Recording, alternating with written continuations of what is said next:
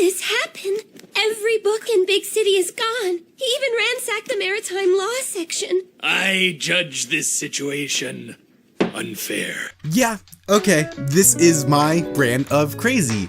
Awesome, let's do this. Sitting in this comfort in my work has got me fucked up. Slow down. Swear to God, I'm about to lose my mind and hit the Slow down. work and go to sleep, wake up, repeat, that's how it Goes now. 8 p.m. or something, I don't know, this town's a joke. Got some cantaloupes and natural calm, I think I'll be alright. I'll write a section for my blessings, what I got and what I don't. Should probably lay down, close my eyes around 11, probably won't. Cause I stress too much, like I'm obsessed with it. I swear anxiety's my bitch and I'ma undress it. Or maybe address it, fuck it, I'll talk about it. So, before we begin, I feel the urge to explain myself.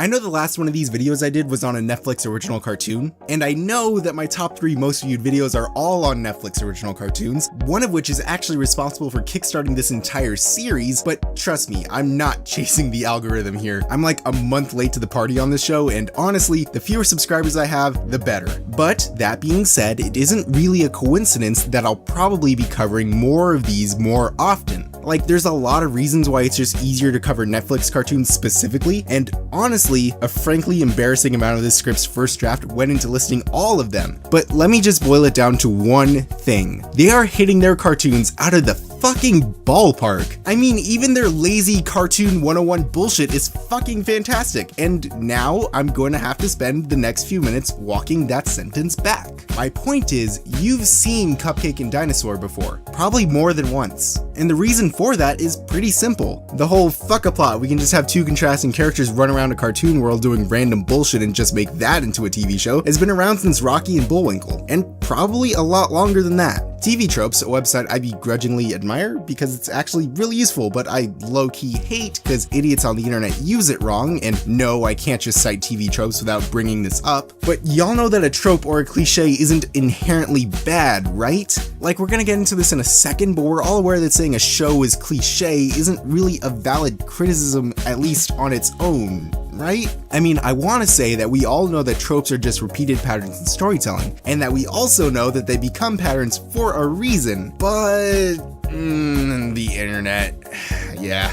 Besides, the word cliche has been misused so often that the word is on the verge of meaninglessness, and it's way more useful to everyone involved if you just say what you really mean. Like, the story was boring, or predictable, or unoriginal, or relied too heavily on tropes, or some combination of those complaints, because those are all very different things, and juicy crust, I am off topic here. Anyways, TV Tropes calls this cliche red oni, blue oni. Basically, the idea is you have one character wear warm colors, they're the red, and they're passionate and fun-loving and stupid, and then you have your other character dressed in cooler colors, who's calmer, maybe a bit more strict, and is supposed to be the responsible one, and that's the blue. And then you force them to be together, and just watch the wacky hijinks ensue. Popular good examples of this include Dick Figures, Gravity Falls, Jackie Chan Adventures, J Cartoons, Teenage Mutant Ninja Turtles, Foster's Home for Imaginary Friends, which, cleverly enough, switch the colors around, and the Boondocks, but I would argue that that's more of a Freudian trio, which is another sort of beast altogether, but again, we are getting off track.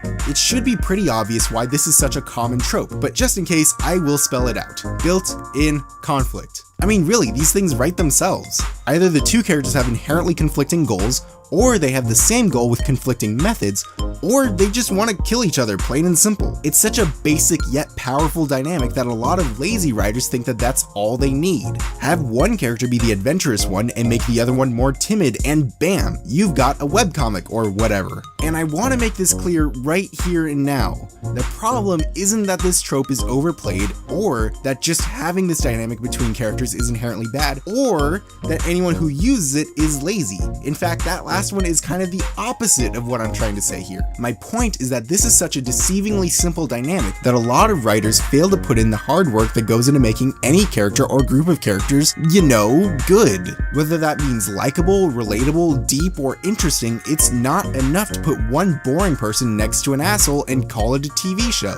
So how did Cupcake and Dino use the bargain basement instant ramen of basic overused tropes to blow my freaking mind? That, by the way, is how you do a freaking pivot. You gotta spice that shit up, keep the audience on their toes. Anywho, Cupcake and Dino is my favorite kind of cartoon, the kind where the world is 99% wacky bullshit and the show just expects you to take it at face value, because this is exactly the kind of thing that animation is for. To wit, this Cupcake and this T-Rex are brothers by blood. They're both nephews to this guy with a paper bag on his head and the grandsons of this walking, talking steak. Together they go around Big City and perform general services, anything from mowing the lawn to being radio DJs, and this show is awesome and I love it. But back to the task at hand. Who's red and who is blue? Well, just look at the character designs. The bright yellow dinosaur is a happy, singing, carefree extrovert, and the Cupcake in dull red and purple is his more quote-unquote mature older brother. So here's the question of the day. Why is Cupcake and Dino General Services the best thing ever, and is it no way a predictable cliche mess, even with its red Oni, blue Oni setup? Well, for starters, that isn't the only dynamic at play here.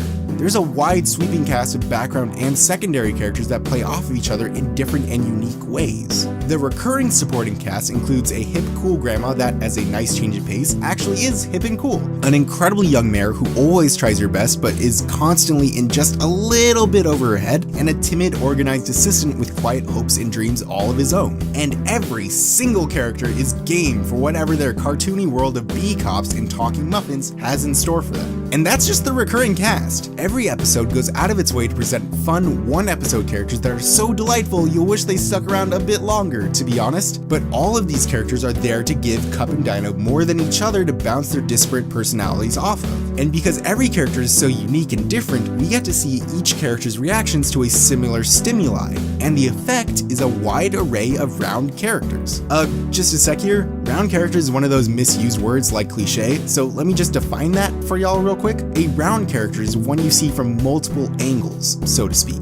They react to different things with different but understandable emotions. Not every character needs to be round, but, you know, it helps. Speaking of well-written characters, it also helps that Cup and Dino never really fall into either Oni stereotype. Sure, they're definitely both red and blue, but Dino is never portrayed as dumb. Maybe a second or two behind the rest of the group, but he's never an insensitive idiot. He just loves fun and people and dancing, and the show never demonizes him for that. The same goes for Cup, who isn't a stuck-up, by-the-rules straight blue, so much as he's more insecure and self-conscious. But he does know how to have fun, and he sincerely cares about the business he and his brother built together. He's just not much of a hugger, that's all. And the fact that neither character is entirely red or blue leads into the entire reason I want to talk about the show here. Cup and Dino like each other. And for the vast majority of the show, the two of them are portrayed as a team with one unified goal. With different personalities, sure, but rarely do these differences create conflict between them. Essentially, the show dodges the low-hanging fruit of having Cup and Dino constantly bickering to create conflict, and instead goes the extra mile to ensure that the pair work as a cohesive team. And that's something I really appreciate, cause, well, we've kind of been there before. We've done the whole red versus blue thing, so it's kind of refreshing when the two leads' chemistry is more about bringing out the best in one another instead of clashing with each other. And if you go back to my list of good Red Oni, Blue Oni stories, these are all common ideas shared amongst those shows. Let's pick one everyone's seen. Gravity Falls. Gravity Falls has Dipper and Mabel, Red and Blue Oni stuck together who have episodic adventures based around the idea that these characters are so interesting on their own, you could literally do anything with them and it'll be interesting. But the Falls still boasts an extensive supporting cast. Neither Dipper nor Mabel are entirely red or blue. And one of the most important rules in the Gravity Falls writing room, according to Alex Hirsch, was that the kids like each other. And I don't think it's a coincidence that a lot of successful incarnations of the Red Oni, Blue Oni trope share this dynamic. And that's kind of what I want to close out on. Cataloging tropes is fun, but more often than not, there's a lot more going on under the hood here. So maybe next time you want to call something tropey, take a second to ask yourself if that's really the problem here. Because tropes, common storytelling patterns, usually become patterns for a reason, and any writer worth their salt knows what they're working with and exactly how to shake up that formula so we all have fun watching their thing, their story, reading their book, doing the thing. This is where the script ends. I hope it's not that obvious. My name's not important. Thank you for watching. Laters. Sometimes I think about what if and I forget about what isn't. I swear it's like I'm locked inside my mind in a prison. I'ma shine, I don't give a shit, I'll just learn to deal with it. This room is cold and dark and man, I really just ain't feeling it. But Call of Duty helps me pass the time until I get back. If you're trying to 1v1, you probably need to sit back. Who I used to be, carefree, man, I miss that. Shout out to my past, current me, here's a diss track.